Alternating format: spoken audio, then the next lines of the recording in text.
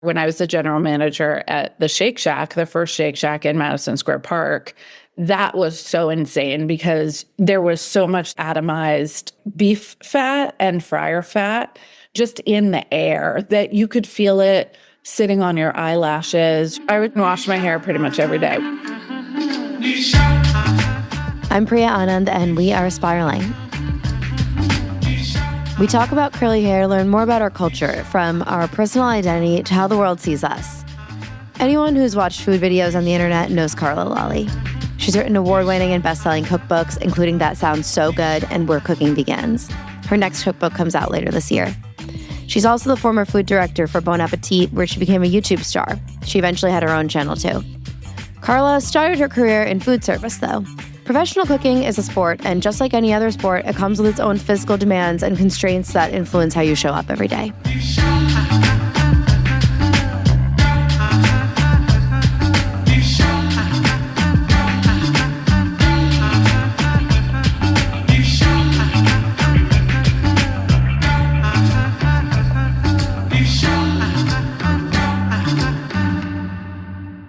The first places where I was a line cook, you had to at least have your hair pulled back, or the second restaurant I worked in, we had to wear little baker's cap, little white, plain, short caps. So they weren't like tall chef's toques. They just were flat. So a lot of being a line cook as a female, and I first started working in restaurants in like the early 2000s. So this is like a minute ago, but it was very much about masking the femme qualities of my presentation because it's such a masculine environment, you know? Like most other offices, actually. A lot of other work environments are kind of like that too, but I imagine a kitchen's even more so. I feel like there's a prototype of a woman, businesswoman, or a female in like lots of other types of offices, but in kind of a French style brigade, 3-star restaurant, it's very, very macho. So if there were other women, there would be like two of us, and you're wearing a uniform that's cut for men and, pants and jackets that are cut for men, and kind of getting rid of your, I felt like in order to show that I could hang and that I could get through it, be like less feminine. So it was very much about just having your hair pulled back, no makeup, no jewelry, no lipstick, nothing like that. And, all of those smells just absorb into your hair, your clothing, your skin. What is that scene in the kitchen, and how does that affect how you take care of yourself physically? Yeah. And how you decide to show up physically? I imagine there are hair nets. You're like in front of a fryer maybe. Totally. It's hot. Sweaty. So I never worked in a restaurant where we had to wear hair nets. Years later, when I was the general manager at the Shake Shack, the first Shake Shack in Madison Square Park, that was so insane because there was so much atomized beef fat and fryer fat just in the air that you could feel it sitting on your eyelashes, your eyebrows. Oh my God. It was insane. And at the time I was still nursing my first son. So I would come home and, just in time for bedtime and sit in the rocker and go to, nurse him. And he would pull away and turn his head because I smelled like a burger. It's where's my mother? The baby knew. The baby thought you were literally a Shake Shack burger. Literally, you could smell me before you could see me, for sure. Oh my God. Okay, so the fact that you said the grease would almost sit on your eyelids because beef fat is so thick, right? If you ever make a soup and put it in the fridge the next day and it had some steak in it. Exactly. Or cuts, it's there's a layer on top. That feels crazy. Okay, I want to know actually how you save your skin in that environment. And did you just come home and completely shower and wash your hair? I would shower and wash my hair pretty much every day, which now, I know better with my curly hair, but I'm also not having to wash grease out of it every day. Now I wash my hair once every 5 days. By the way, I have to know, what is your go-to Shake Shack order since you were an original at the first location? I would say I'm not a huge burger person, which is kind of funny that I would order cheese fries with sport peppers on the side. That would be my Shake Shack order, and chocolate custard. And now as well, if you ever go there, is that still the same order, or was that your OG order back then? I like the Chicken Shack now, which we didn't have when I worked there. Yeah, but I would get a Chicken one, Shack, cheese fries, and the pro move is asking for extra sport peppers on the side. Yeah. Shake Shack is my Newark airport when I go home to see my family. Nice. It's my Newark airport go-to because I feel the food there is kind of bleak otherwise, but I'm a spoiled California baby. Do you get it before you get on the plane or after you get off? When my flight is delayed and I'm chilling for a while and I'm like, well, the flight's going to be long, so this dried fruit and nut baggie I packed from home isn't going to do it. Then I'm like, all right, it's time. Let's go to Shake Shack, which is probably the opposite of dried fruit and nuts, but that's okay. Listen, 80-20 rule. You got to balance. Thanks to The Bear on Hulu, a lot more people understand how grueling the workday of a cook is. But for the uninitiated, here's a glimpse. You're on your feet all day in front of fryers, steamers, ovens. It's hot, sweaty, physical labor. Like Carla said, the fat can become part of the air and weigh down your eyelashes. I remember a friend who helped open a now Michelin-starred restaurant in San Francisco told me that the ice cream maker was kept in a low cabinet. Otherwise, it would make too much noise during dinner service because they had an open kitchen. So he basically just did squats all day and night to access it. So how do you get ready for that job? It's insane.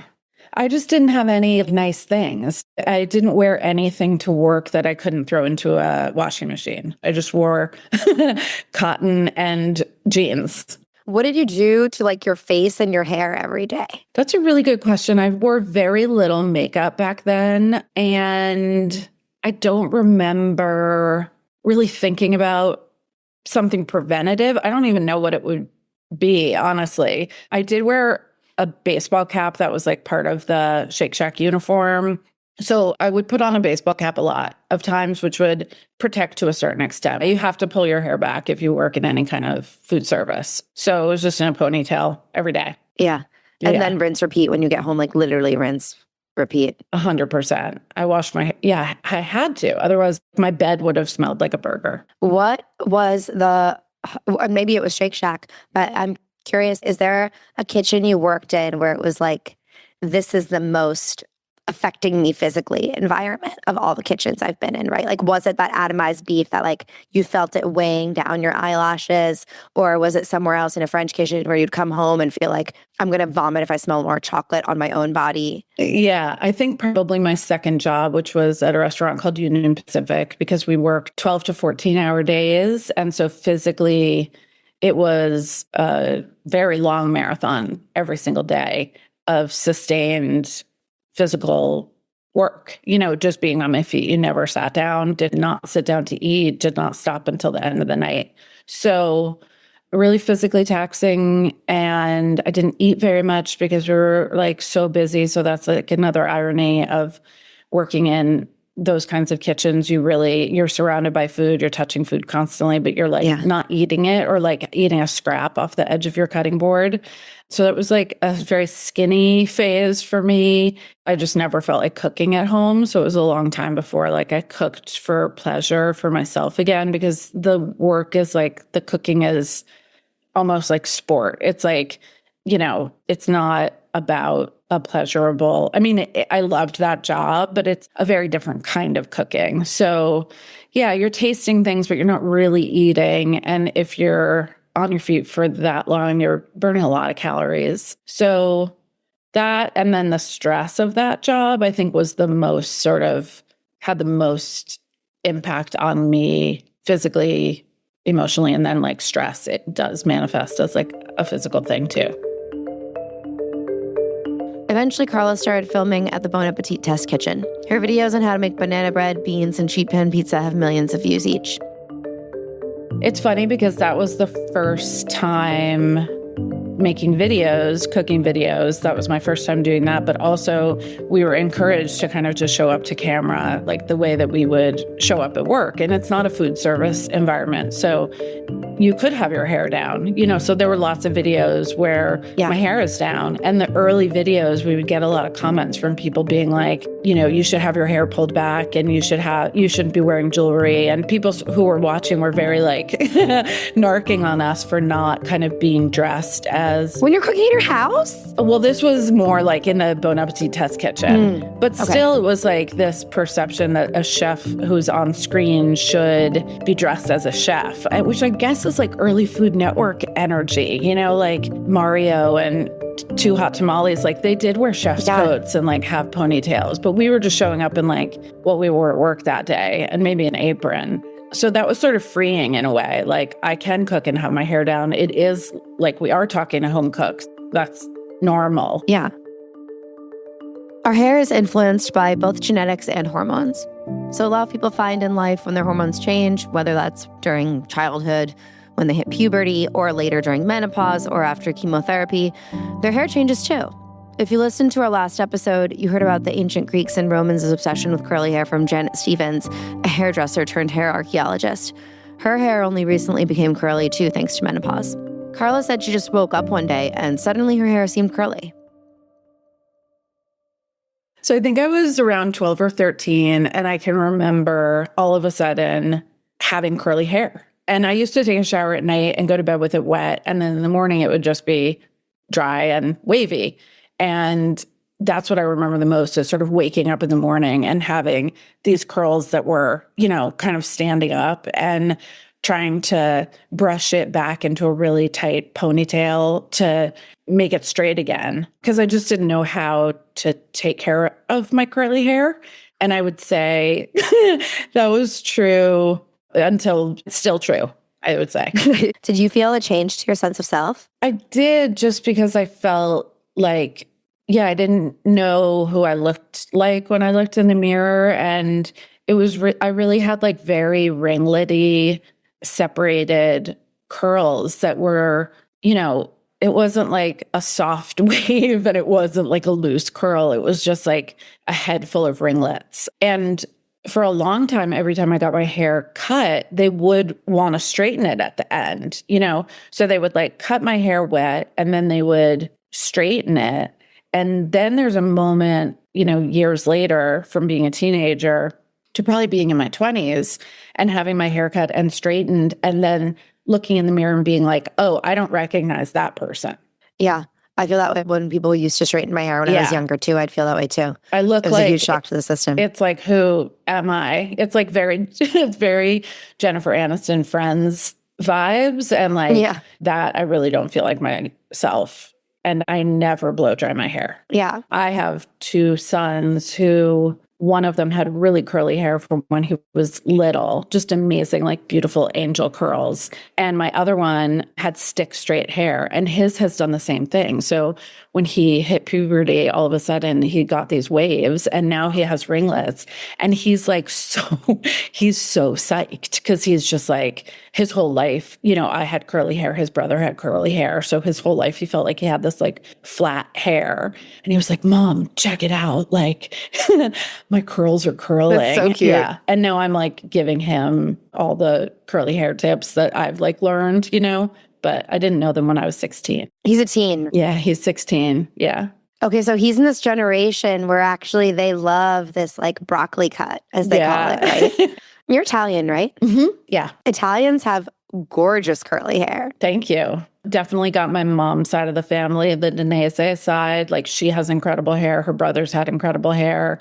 Her uncle had incredible hair. So like I know my boys got that side. Their dad is Swedish Latvian and like has very fine, like light blonde hair.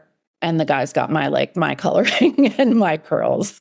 What was that like growing up to have that sort of like Italian aesthetic as an influence in your life? I think it was mixed because still feeling like I didn't quite know what to do with my hair and like I didn't know what to do with it. So I just didn't do anything. Like I never brushed it. I never combed it. I would just like sort of finger comb through it in the shower. And sometimes my dad would be like, are you going to do something with your hair? And I'd be like, what are you referring to? You know what I mean? It's just, it is what it is. So I wasn't sure that like it was attractive, honestly, even though like my mom had fabulous hair and that people would say all the time, I don't know if you get this, where people are like, oh, I would kill to have curls like that, you know, or like, what do you do to get your hair to do that? So it still felt like, I still felt like slightly self-conscious about it, or that it made me stand out in a way. And I can't remember that many like television references where I was like, yes, curl power, like, let's go, until way later. Yeah. Yeah. Well, they still straighten. They're straightening Moana's curls in the live action That's crazy that to Disney's me. doing. That's wild. Which is like the cartoon has curly hair and she's in and around the ocean and water. That's so weird. I mean, what is better than like 4 days in the ocean without washing your hair? There's literally nothing better. I completely agree. I also love jumping off a boat and getting back up and taking a picture because ocean hair is the best hair. It really is. Yeah.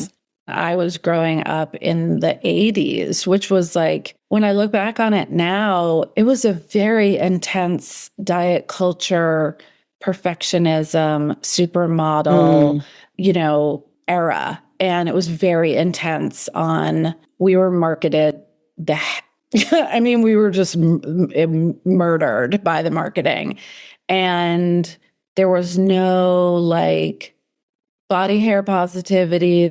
It was not cool to stand out. It was very cookie cutter and a lot of pressure to kind of conform. And like my hair didn't, you know what I mean? So yeah. I think for me, it's been a process of like understanding my own aesthetic and like being into it, you know? I mean, that's a work in progress for everybody, right? But like, I honestly feel the best about my appearance, hair, everything like now in my early 50s than I ever have in my entire life. I think women are pushed in so many different directions. And then at some point it becomes, well, if I'm not happy, who cares if anyone else is happy? When you have little kids, you feel pretty ragged. So like, you know, and I have my first kid when I was 31 and my second one when I was 37. So coming on the other side of that, like I look back now and I'm like, oh my God, I was like so thin and so whatever in my 20s and still felt like I wasn't. So what it's about now is we should be psyched to be I'm, you know, just psyched to be in my body.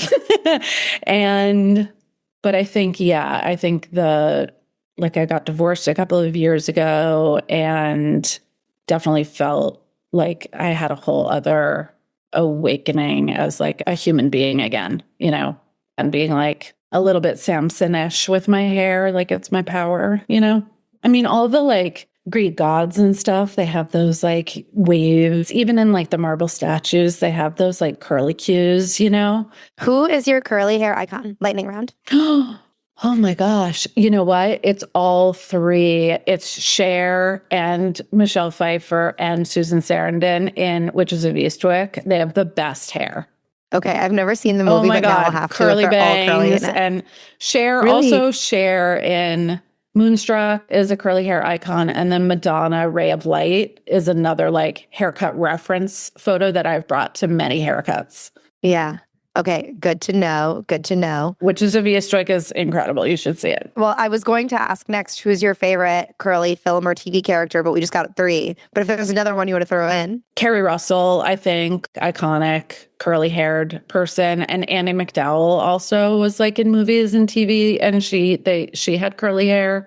I'm watching The Diplomat right now, and her hair's not curly, but it's not groomed, and I'm really into it. I think it's so cool that she's a character that part of her not being polished, you can see her like rubber band crease from having a ponytail when her hair is down, you know? It's like realistic. It's a really cool detail that it looks like her hair looks messy and it looks real.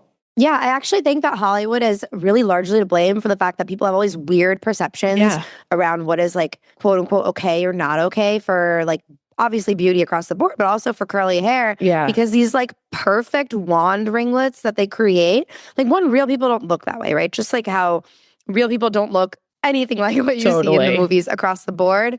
And it's never reality. And then we don't get to see what a real person looks like, so then people think that there's a problem with them, and that's just not the case. So I love that they left the ponytail creases in. Yeah, totally. If you could name your curls, what would you name them? Probably Bouncin' and Behavin'.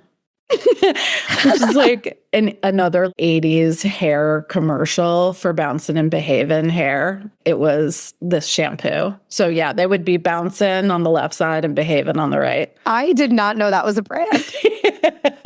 It wasn't a brand. It was part of the slogan for Bouncin' and Behavin' hair, you know? Yeah. And so the commercial had women and their curls were just like bouncing and behaving. This is so funny. If a certain food or dish were to represent you, what would it be? Fusilli Alfredo, for sure. Oh my God, I cannot believe you said fusilli. Okay, so firstly, I have been obsessed with this one New York Times story, and I quote it extensively in episode 1 of the show because they say his flopsy curls tumble like overcooked fusilli, and it's about Timothy Chalamet. Oh and my God, hilarious. Because I'm like, Timothy Chalamet looks so good, and this whole article is insulting his hair and other curly-haired men in Hollywood. So I'm glad you're reclaiming fusilli, actually. Love fusilli.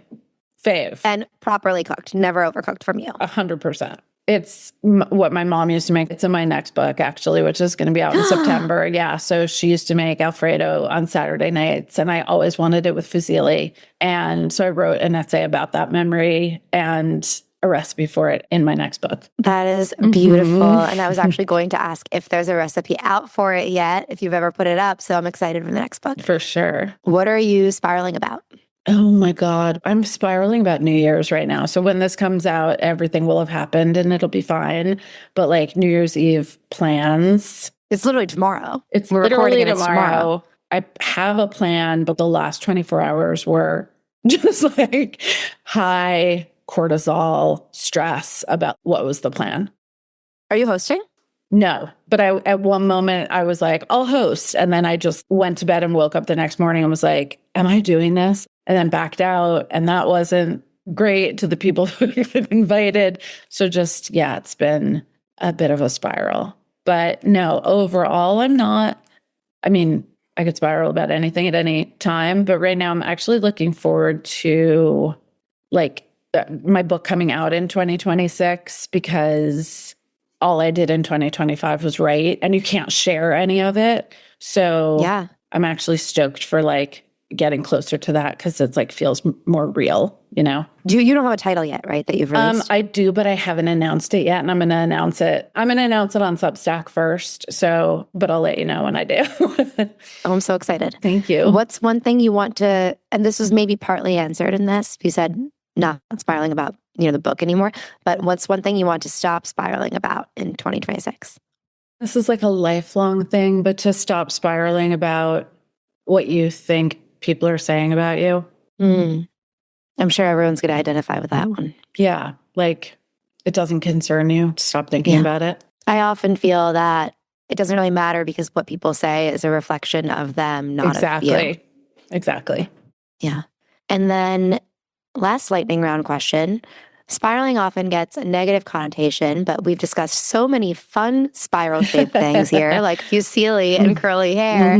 What's one thing you want to like upward spiral about more in 2026? I'm pro upward spirals. I love the idea of an upward spiral. I think it's linked to like wanting to stop thinking about what other people are saying about you, and upward spiral about like if I think it's a good idea and I'm into it and energized about it or enjoy writing about it or making a video about it, then do that instead of what you should make, what other people are making, what SEO wants you to make, any of that. Just spiraling up on your ideas, embracing your own ideas and running with them.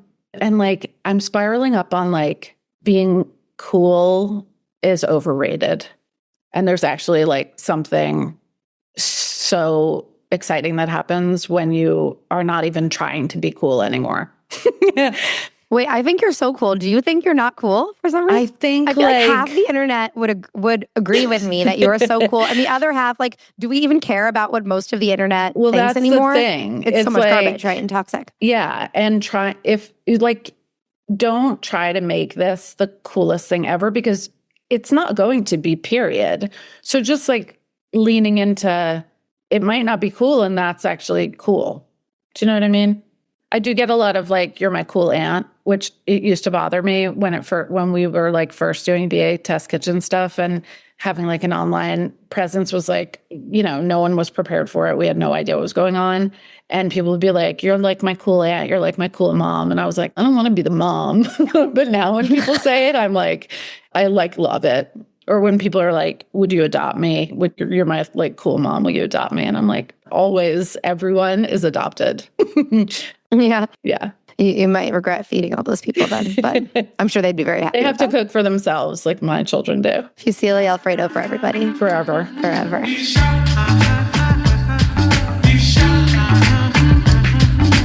I want to know what your favorite curly food is.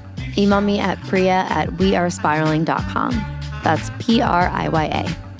And tell me your questions about anything curly. For more bonus content, subscribe to our Substack at wearespiraling.com. Please rate and follow the show on whatever platform you use to listen. I love reading your reviews. We Are Spiraling is produced by Citizens of Sound and sponsored by Mayura, my upcoming hair care line. You can find details about it in the show notes. Theme music by Labgun. Talk to you soon.